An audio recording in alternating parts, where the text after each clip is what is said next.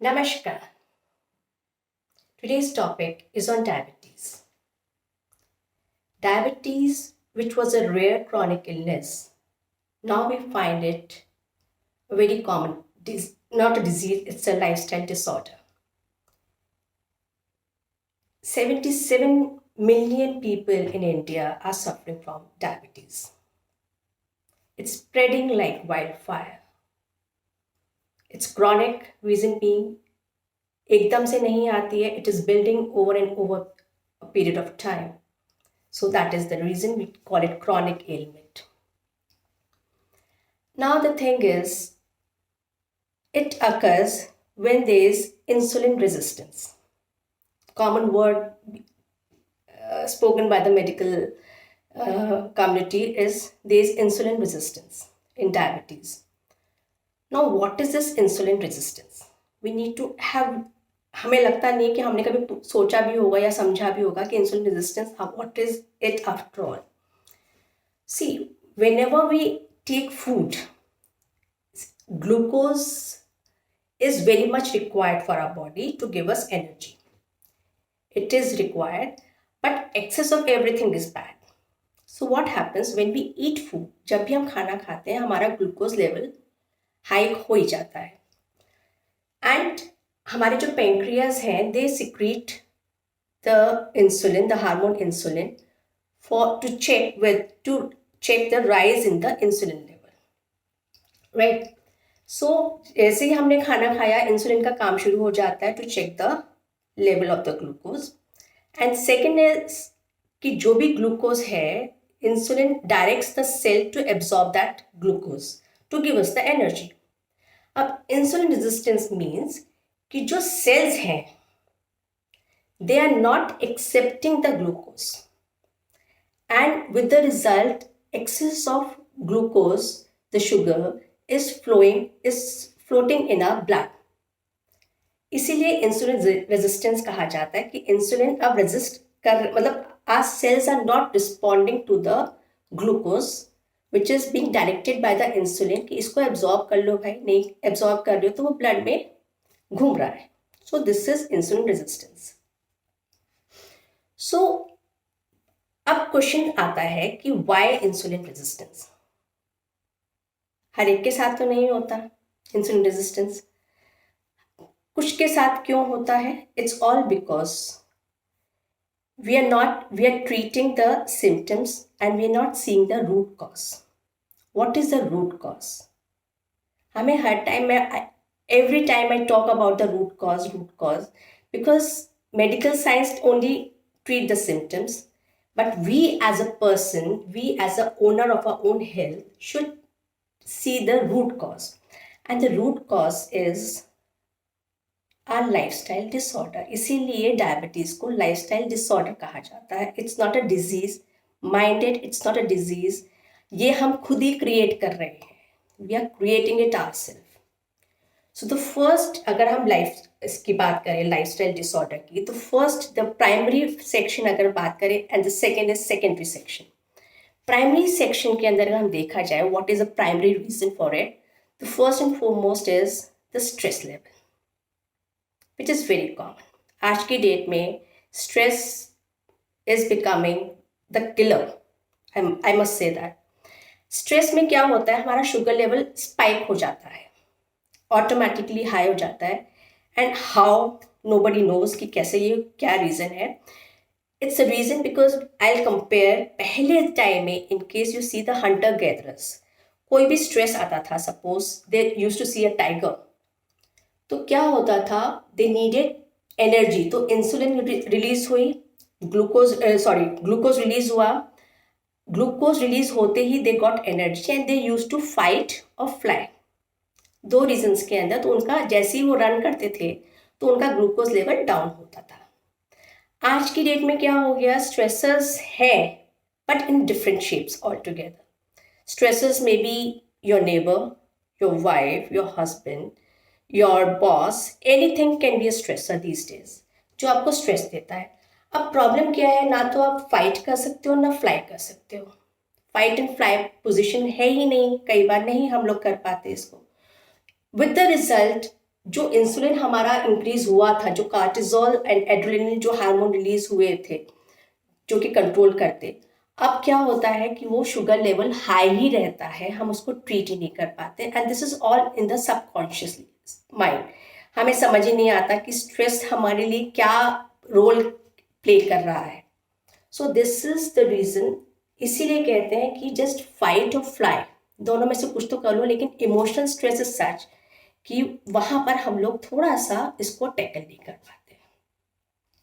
Second is mismatch hypothesis.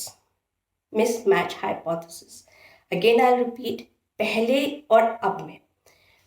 Previously,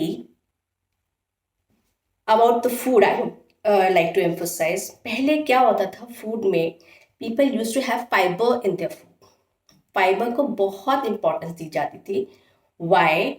Because fiber जैसे ही आता है हमारे फूड के अंदर, डाइजेशन प्रोसेस थोड़ा प्रोलॉन्ग कर जाता है। जैसे प्रोलॉन्ग करता है मीन्स कि उतनी देर के बाद इंसुलिन बनेगा, तो इंसुलिन बनने जो ग्लूकोज का जो स्पाइक है सॉरी, तो वो थोड़ा लेट होगा, राइट। तो that is the only reason कि आपका डाइजेशन थोड़ा सा डिले होना शुरू हो जाता है, इसीलिए कहते हैं थोड़ा थोड़ा करके भी खाना चाहिए। फाइबर, अब देखिए फाइबर में सबसे ज्यादा फाइबर हम क्या खाते हैं? रोटी सबसे ज्यादा खाते हैं, but roti the whole wheat, but whole wheat उसमें भी फाइबर इट्स जस्ट 0.3 ग्राम पर रोटी। इसीलिए if you substitute bajra which has 2.8 grams or jowar which has 1.4 grams per roti, so things will be different altogether. You will have fibrous food. अभी क्या होता है हम लोग, and mind it, this whole wheat has gluten.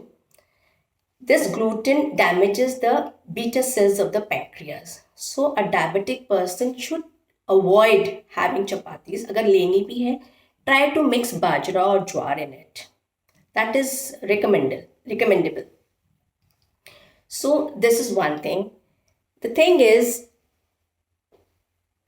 this fiber is good not only for the diabetic, it is good for the heart, people who are suffering with the heart problem also. सो एक तो digestion का problem हमारा ख़त्म होता है इसके अंदर, because long duration हो गया। Secondly it is good for our health, fibre होना बहुत ज़रूरी है। हम लोग प्रोसेस फूड खाना शुरू कर दिया है, प्रोसेस फूड में क्या होता है? फाइबर निकल गए हैं, इसीलिए आज की डेट में youngsters are having more problem with the diabetes. Mind youngsters, जो फाइबर निकल गया means process food means what? Your maida, your rice, everything is process. और इनसे क्या बनता है? Your cake, pastries, your donut, every now and then. आजकल तो ये बहुत, पिज्ज़ा इट्स वेरी कॉमन, हफ्ते में 3-3 4-4 बार लोगों के घर में पिज्ज़ा आता है, because it's all dry, there is no water in it, no fibre in it. So we need to consider all these things. This is really very important and we need to emphasize कि fiber होना बहुत ज़रूरी है. Then there's mismatch in the physical activity. अब आपने जो खाया, you have taken the calories, अब आपने spend तो किया कि नहीं, तो there's mismatch hypothesis means there's mismatch in the calorie intake and the उसको जो spend कर रहे हैं वो नहीं हो पा रहा है. सो हम लोग कई बार कहते हैं वॉक तो कर रहे हैं, राइट, वॉक कर रहे हैं हम लोग 45 मिनट्स की वॉक करते हैं, but still the thing is, आप जब आई हैव टोल्ड यू, जब भी आप खाना खाते हो आपका शुगर लेवल बढ़ता है. सो आपको वॉक हर टाइम करनी है, as and when you eat food, post meal आप वॉक करिए एवरी सुबह शाम. देन आप खाना खाते क्या करते हो? मोस्ट हमारा जो कल्चर हो गया है, it's all sitting culture.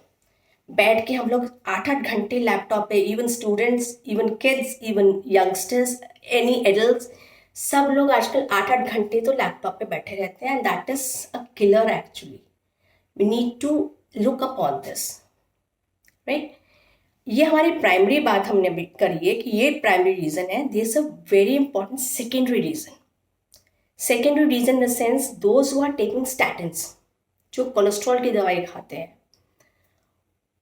Researches have been done where they say कि 9% मीन्स अगर 100 लोग दवाई खा रहे हैं तो 9 लोग प्री डायबिटिक हो ही जाएंगे. This is the reason we say we are manufacturing diabetes.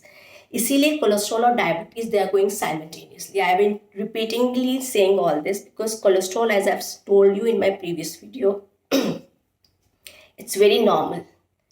It is very normal for a body to make cholesterol, but people are still taking statins. That is their this thing. Now the thing is, can we reverse it? अब diabetes है, can we reverse it? And the studies are saying yes, it is very much possible to reverse the type 2 diabetes. Very much possible. And there has been study which has been done, which was published in 2002 with the title Reduction in Incidence of Type 2 Diabetes by Lifestyle or by Metamorphin. ये एक question पूछा गया था in this study. तो it was conducted on 3,000 people and the message was yes, it is twice the effective. अगर आप physical activity करते हैं और डाइट पे ध्यान देते हैं, it is rather than taking drugs, it's very much possible. This study show that. And the study was by the person name was W.C. Knowler, Knowler, and it was published in New England Journal of Medicine, right? So एक तो ये चीज़ हो गई. And further researchers have said कि stress, अगर आप diet भी कर लो, फिजिकल एक्टिविटी भी कर लो, सब कुछ ध्यान दे लो, लेकिन अगर स्ट्रेस पे ध्यान नहीं दिया तो again you know very well stress spikes your sugar level. तो स्ट्रेस पे भी बहुत ध्यान देना है. मतलब हमें चारों तरफ से ध्यान देना है. ये नहीं कि फिजिकल एक्टिविटी कर ली, खाना कर लिया, because body, we have to look at the body as a whole. तो stress is a problem actually. तो स्ट्रेस के लिए how to deal with stress, because why stress, because we always think about the future. Future में रहते हैं इसलिए stress है, क्या होगा पता नहीं. So to be in the present, yoga बहुत हमारे काम आता है. हमारा डीप ब्रीदिंग अगर हम करते हैं, हम जब भी कुछ आपको लगे कि योर ब्रीदिंग थोड़ा सा अप एंड डाउन हो रही है, कुछ गुस्सा आ जाए, कुछ भी हो जाए, स्ट्रेस हो जाए, तो ब्रीदिंग से आप एक्चुअली प्रेजेंट में आना शुरू कर देते हैं. बिकॉज तब आपको फ्यूचर नहीं दिखता, आपको प्रेजेंट दिखता है, आपको अपनी लाइफ दिखती है उसी टाइम, राइट? तो यही चीज़ें हैं and we should inculcate yoga in our life. जब हो ही जाता है तो कुछ ना कुछ तो करना ही पड़ेगा ना. So there was another book I have seen. It's like who has seen the blood sugar. This was by David Off, published in 1998, and the message of this book was कि where we treat, because medical science treat the patient and not they treat the report, not the patient, the owner. They don't treat the owner, but they treat the report. That was the message. So it's beautiful actually. Don't you think so? कि अगर हम खुद अपने आप को treat करना शुरू कर दें एज एन ओनर, अगर हमने खुद को ट्रीट नहीं किया, then our reports will force the doctors to treat us. So it's better late than never. Take charge of yourself. Be responsible about your own health. चारों तरफ से हमें हर चीज़ को देखना होगा. And I think that is the need of the hour. All the best. Thank you.